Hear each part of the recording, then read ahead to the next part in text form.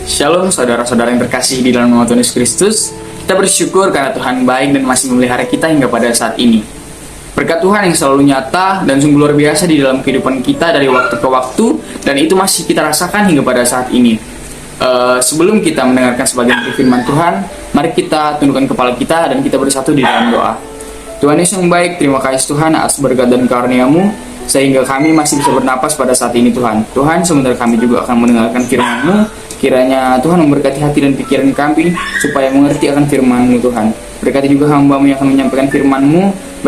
Berbicaralah Engkau melalui hamba-Mu Bapa. Terima kasih Yesus, amin. Oke teman-teman, untuk topik kita pada saat ini yaitu adalah mengampuni untuk dibebaskan. Mari kita sama-sama membaca kebenaran firman Tuhan dengan ayat Alkitab Matius 6 ayat 14-15. Saya akan membacakan dan teman-teman sekalian tolong mengikuti ya. Karena jikalau kamu mengampuni kesalahan orang, Bapamu yang di sorga akan mengampuni kamu juga. Ayat 15. Tetapi jikalau kamu tidak mengampuni orang, Bapamu juga tidak akan mengampuni kesalahanmu. Nah, maksudnya di sini teman-teman, kita harus terlebih dahulu mengampuni sesama kita, mengampuni orang-orang sekitar kita, mengampuni orang-orang yang berbuat salah kepada kita ataupun yang melukai hati kita, agar Tuhan Yesus juga mengampuni segala kesalahan atau pelanggaran yang sudah kita perbuat. Apa itu mengampuni? Mengampuni adalah suatu tindakan melepaskan dendam, kebencian, dan juga rasa tanggung jawab untuk membalas perbuatan yang sudah dilakukan seseorang ya teman-teman ya. Hubungan yang baik akan retak jikalau terjadi yang namanya kesalahpahaman, pertengkaran, pengkhianatan ataupun lain sebagainya. Tetapi di sini Tuhan Yesus memilih untuk memulihkan hubungan teman-teman. Lebih memilih untuk memperbaiki hubungannya. Kita pernah melihat bahwa Tuhan Yesus pernah ditinggalkan, Tuhan Yesus pernah dikhianati, Tuhan Yesus pernah disalahartikan, dan bahkan Tuhan Yesus pernah datang ke dunia untuk menyelamatkan kita. Tetapi justru kita yang butuh keselamatan daripada Tuhan, malah justru menghina Dia, menolak Dia, bahkan menyakiti hati Tuhan. Nah, untuk ini saya mengajak teman-teman sekalian untuk saling mengampuni sesama kita, karena kita sudah mempunyai contoh atau Tuhan yang besar sebagai pedoman kita teman-teman ya. Tuhan sudah memberikan contoh bahwa Dia memulihkan hubungannya dengan kerabat-kerabatnya ataupun dengan kedua belas muridnya teman-teman. Kita sebagai orang percaya harus bisa membedakan mana yang baik dan mana yang buruk. Seperti seseorang yang berbuat jahat kepada kita, kalau kita membalas kejahatan mereka, kita sama saja seperti mereka terjerumus ke dalam dosa. Dan itu dosa ini sangat fatal teman-teman. Jadi kita sebagai orang-orang percaya, kalau bisa kita harus menghindari yang namanya dosa, karena dosa akan membawa kita ke dalam api neraka teman-teman. Tetapi kita harus di sini mengampuni orang yang berdosa kepada kita teman-teman ya. Sama seperti Tuhan juga mengampuni orang-orang yang berdosa. Betul tidak teman-teman? Nah, pada ayat-ayat sebelumnya Tuhan mengajarkan kita untuk berdoa. Ya, di dalam Alkitab tertulis pada Matius 6 ayat 9 sampai 13. Tapi saya akan membacakan ayat 12 saja teman-teman ya. Dan ampunilah kami akan kesalahan kami, seperti kami juga mengampuni orang yang bersalah kepada kami. Nah, di ayat Alkitab ini sudah tertulis bahwa kita itu yang kan kita sering menyebut bahwa doa kita ini di dalam doa Bapa kami, yang betul bukan teman-teman? Karena di sini kita sudah mengatakan, dan ampunilah kami seperti kami juga mengampuni orang yang bersalah kepada kami. Jadi bahwa kita itu merasa ketika kita menyebutkan bahwa kami sudah mengampuni orang yang bersalah kepada kami, di sini kita merasa bahwa kita sudah mengampuni teman-teman. Tetapi kita harus perlu pembuktian. Ketika seseorang mempunyai kesalahan terhadap kita, alangkah baiknya kita tidak untuk membalas. Memang iya, secara alami ketika kita di dalam keadaan yang seseorang menyakiti hati kita, seseorang menyakiti hati kita lah, yang melukai hati kita, secara otomatis pasti jiwa kita tergerak untuk membalas kan teman-teman, membalas perbuatan yang mereka perbuat terhadap kita, yang melukai hati kita. Tetapi di sini firman Tuhan mengajarkan kita untuk mengampuni, supaya kita layak di hadapan Allah, supaya kita layak diampuni oleh Tuhan Yesus Kristus. Nah, untuk selanjutnya saya akan membacakan dari Matius 7 ayat 1, teman-teman ya. Jangan kamu menghakimi supaya kamu tidak dihakimi. Nah, ini sebagian dari contoh ya, teman-teman ya. Kita sebagai umat yang percaya terhadap Tuhan Yesus Kristus, kita jangan menghakimi sesama kita, teman-teman. Kalau bisa kita hindari yang namanya menghakimi seseorang. Tugas kita bukan menghakimi, teman-teman, kita mengampuni, supaya kita layak di hadapan Tuhan Yesus Kristus.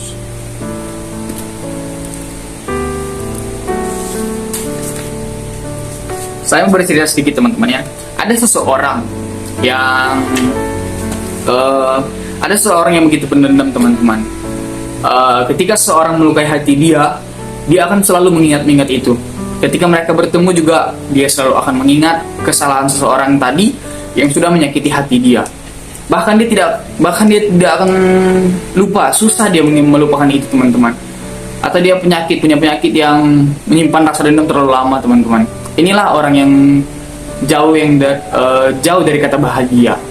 Jika kalian mau bahagia, ampunilah sesama kita, jauhkan rasa dengki, jauhkan rasa ingin membalaskan dendam dari diri kita, teman-teman ya.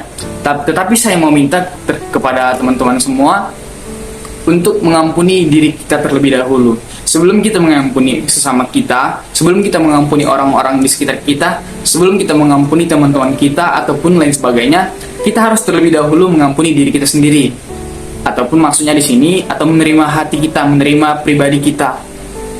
Oke, teman-teman, karena jikalau kita ingin mengampuni orang lain, tetapi kita tidak bernabi dengan diri kita, untuk apa, teman-teman? Makanya itu, saya mengajak teman-teman semuanya, mengajak saudara-saudara semuanya untuk mengampuni diri kita terlebih dahulu. Kemudian kita mengampuni orang-orang yang bersalah kepada kita.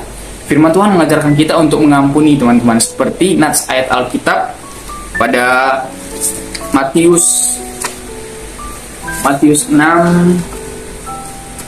ayat 14 ini. Di sini prinsipnya secara timbal balik, teman-teman ya. Mengampuni sesama adalah bukti bahwa kita memahami karunia Tuhan. Kita mengampuni bukan karena orang itu layak untuk bukan karena mereka benar, teman-teman. Tetapi di sini firman Tuhan mengajarkan kita untuk mengampuni sesama supaya kita layak di hadapan Allah, karena Tuhan Yesus sudah terlebih dahulu mengampuni kita secara cuma-cuma. Nah, untuk ayat 15 ini dikatakan, tetapi jikalau engkau tidak mengampuni orang, Bapamu juga tidak akan mengampuni kesalahanmu. Hati yang menyimpan dendam bertindak seperti pintu yang terkunci, teman-teman ya.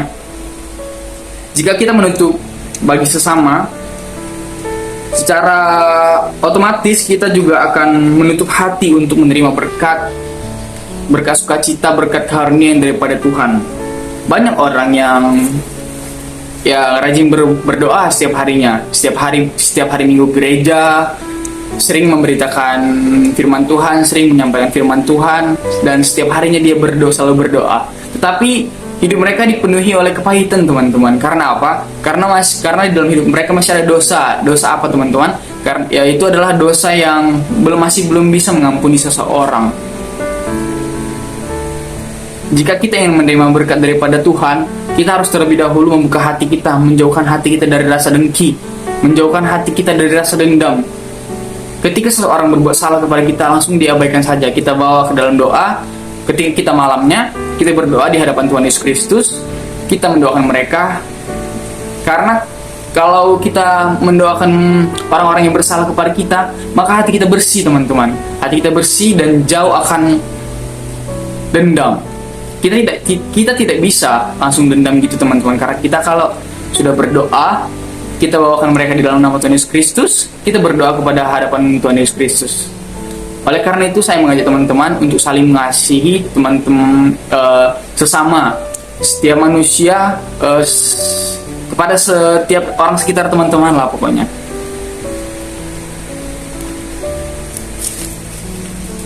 Oke, untuk selanjutnya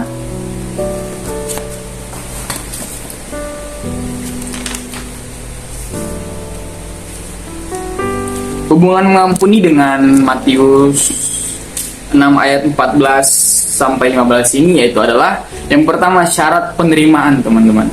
Ayat ini mengajarkan bahwa pengampunan dari Tuhan berjalan beriringan dari pengampunan kita terhadap sesama. Kemudian yang kedua, kapasitas hati. Ketika secara rohani, hati yang dipenuhi oleh dendam adalah hati yang susah untuk dimasuki berkat oleh Tuhan Yesus Kristus, ataupun sulit diisi berkat daripada Tuhan. Karena hati sudah duluan penuh, teman-teman, dipenuhi oleh rasa dendam, rasa kebencian, dan rasa yang ingin membalas kejahatan orang-orang di sekitar dia lah, teman-teman. Jadi berkat Tuhan yang akan dikaruniai kepada kita itu akan sulit masuk, teman-teman, karena hati kita sudah dipenuhi oleh kebencian tadi. Kemudian yang ketiga, sebagai refleksi diri, teman-teman ya. Ayat ini adalah sebagai refleksi diri untuk mengampuni secara kita menunjukkan bahwa kita adalah anak-anak Tuhan Yesus Kristus. Ketika kita menolak untuk mengampuni, kita sudah memutus koneksi, teman-teman, untuk Tuhan Yesus Kristus. Kita itu sudah memutus koneksi antara kita dengan Tuhan. Makanya jikalau teman-teman tidak ingin memutus koneksi antara kita dengan Tuhan, mari kita sama-sama untuk mengampuni saudara-saudara kita, mengampuni sesama teman kita, mengampuni orang-orang di sekitar kita. Mari kita bersatu dalam doa. Bapa yang baik, Bapa yang bertahta dalam kerajaan surga, terima kasih Tuhan Yesus, kami telah selesai mendengarkan firman-Mu. Kiranya firman-Mu dapat kami terapkan di kehidupan kami sehari-hari, Tuhan Yesus Kristus. Bapa yang baik, Bapa yang bertahta di dalam kerajaan surga, kami juga mau mengampuni orang-orang yang bersalah kepada kami, Tuhan, seperti Engkau mengajarkan kami untuk selalu mengampuni, dan kami juga ingin diampuni oleh Engkau. Oleh sebab itu kami terlebih dahulu mengampuni orang-orang yang bersalah kepada kami, Tuhan Yesus Kristus. Terima kasih Yesus, hanya ini doa anak-Mu. Dalam nama Tuhan Yesus Kristus kami telah berdoa. Amin.